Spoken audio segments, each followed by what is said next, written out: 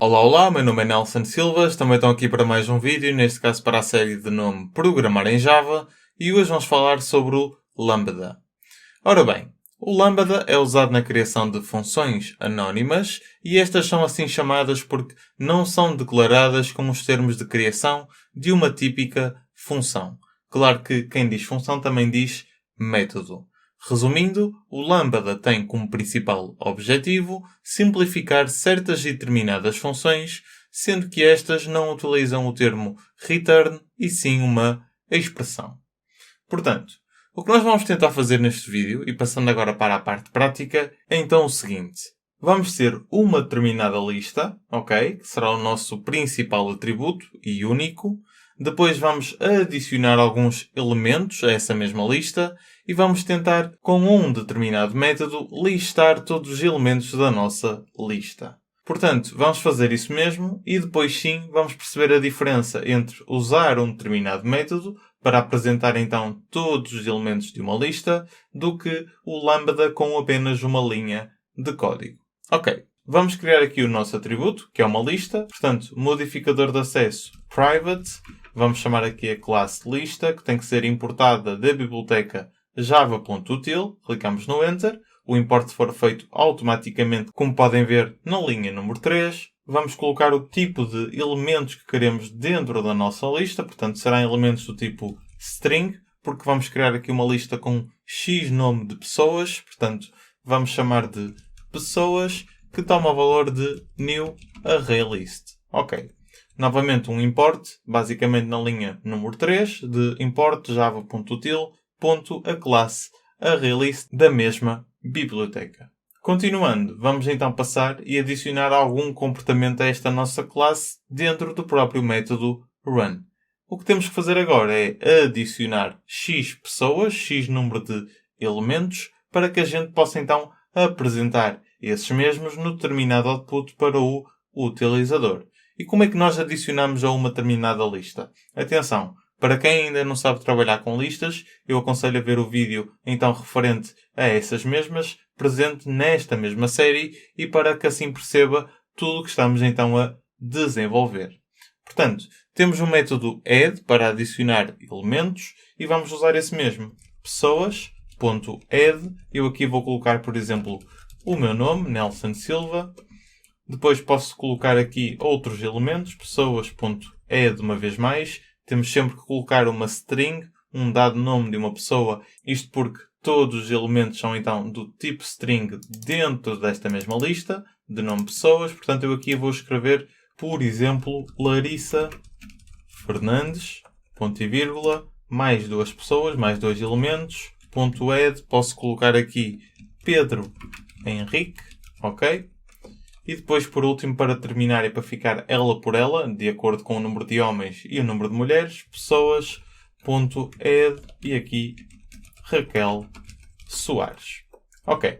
Portanto, basicamente, e neste momento eu tenho cerca de 4 elementos a serem adicionados à nossa determinada lista de nome pessoas, onde todos os seus elementos são do tipo string.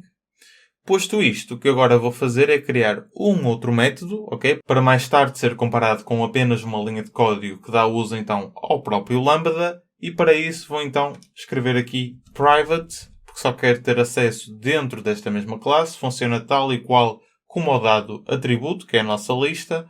Não vai retornar nada, portanto void. E vamos chamar de listar pessoas. Ok.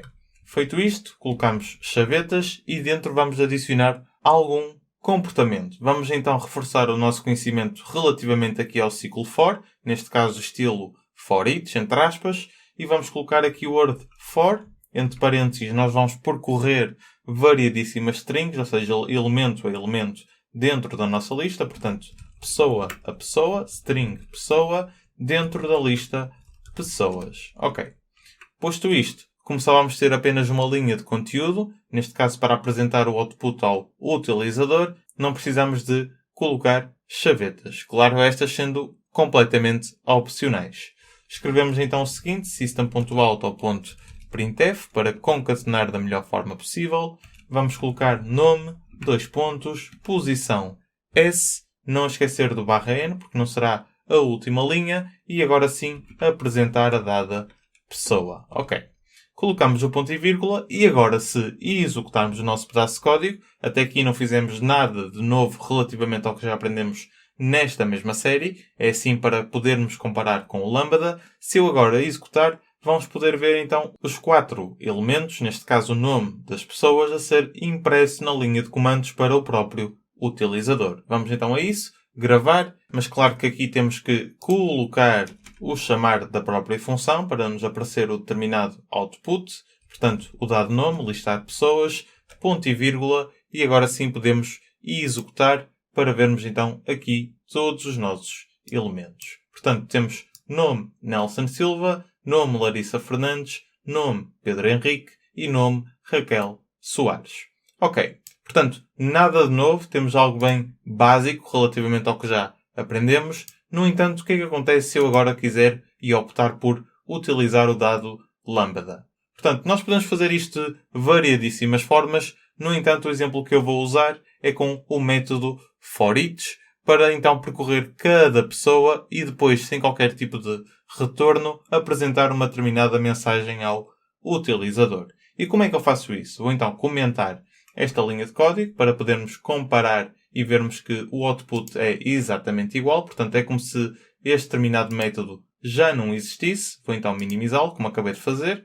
E aqui eu vou então escrever a nossa linha de código relativamente ao Lambda e para tal, como eu vos disse, vou usar o forEach. Portanto, chamar a nossa lista que se chama pessoas.forEach, ok?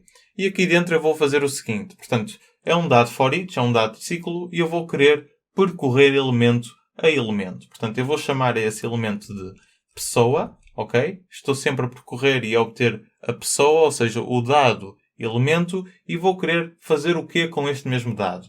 Vou querer apresentar uma determinada mensagem ao utilizador. Portanto, eu vou colocar aqui uma seta para apontar para esse dado comportamento e vou fazer o seguinte, exatamente a mesma coisa que fiz antes, system.out.printf e vamos concatenar nome, posição, os elementos são do tipo string, portanto S, não esquecer o /n, como metemos anteriormente, e agora sim só tenho que chamar aqui pessoa e basicamente tenho o que tínhamos em temos uma linha e aqui temos cerca de 4 linhas, portanto no total dá 5 linhas. Tenho todo este dado de comportamento apenas numa só linha com o uso do Lambda.